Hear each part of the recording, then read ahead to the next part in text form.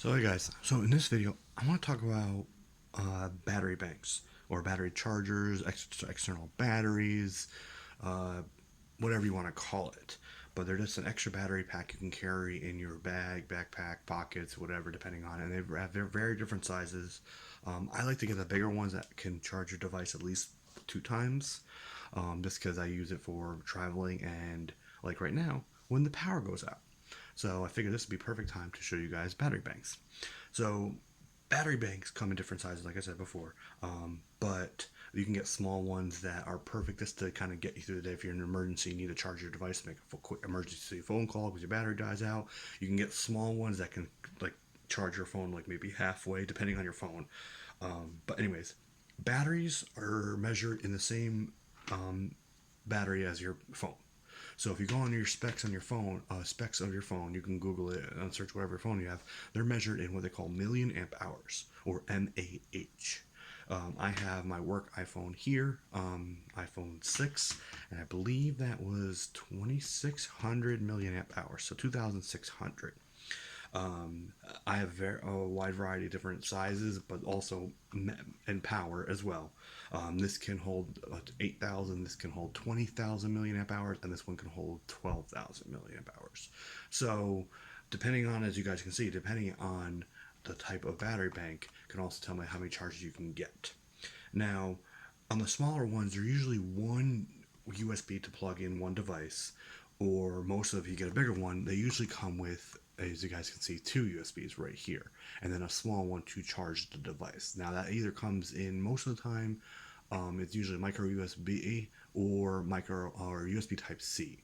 I have seen some Lightning cable ones, so if you guys have iPhones, you might want to find one of those. But I recommend just getting these. They're a little bit, probably a little bit cheaper, and usually when you buy one, they come with a wire that you can use to charge these devices. Now, like this one right here has a solar panel, so you can also use this to charge using the sun. And just put it outside your window. If you're camping, perfect to use, and you can recharge it then. I also have some that have a built-in. Oh, sorry for the defocus. I already have one that has these plugs, so I can just plug this into the wall itself. And I do have another one that I am trying to find that I like a lot that actually also plugs in the wall, but it charges your phone and then charges it overnight, the pack as well, so you're ready to go for the next day, especially if like you're camping or you're going on a long trip or something. It's perfect to have. So it's pretty simple. You guys have the USB ports right here. So all you'd have to do is just, I'm going to use this one right here.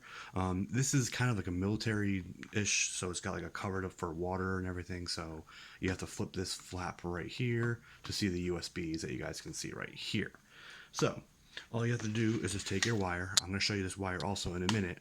And just plug it in. Let's get it in the right way. Boom. And then we're going to plug in the right wire. Where's the iPhone? Okay. Boom. And you plug in. Now, some of them you have to turn the on button on. There is a button. Usually they do have a button on them. So I have a button like right here. And that will either turn on the device to start charging. As you guys can see, it already did start charging. So some of the features have that. And then you can also see the level based on these LEDs. So this one, it's fully charged. So it's got actually, it's just slightly not fully charged, but it's got 5 LEDs. It's down to, I think, like 4.5 to 3-ish. So usually they have an indicator light. Some of the fancier batteries actually have a number, LED number, so it actually tells you the exact percentage of how full your battery is on these. But depending on what you get, you'll have that. Usually they have an LED, and then how many LEDs. Let me get this to focus. Come on. Thank you. Depending on the LEDs is how much battery you have. Usually they have like 5 LEDs or 4 LEDs, and it kind of goes in quarters or something like that. So that's really just charging it up. Is this, again, you plug it in just like you would plug in into the wall, and that's it, and you're good to go. So this will charge, and all you gotta do is just leave it alone. Now, you guys saw, this is perfect. I use this for travel. You guys saw that I have this fancy wire right here. This isn't a typical iPhone wire charger wire. So on this, I had this coiled up because it's actually a longer. It's like a 5-foot cable. But as you guys can see, I have a USB right here, and then I have all these wires at the end of this. So I use this for traveling purposes. I mainly use Android, but I also use an iPhone for work.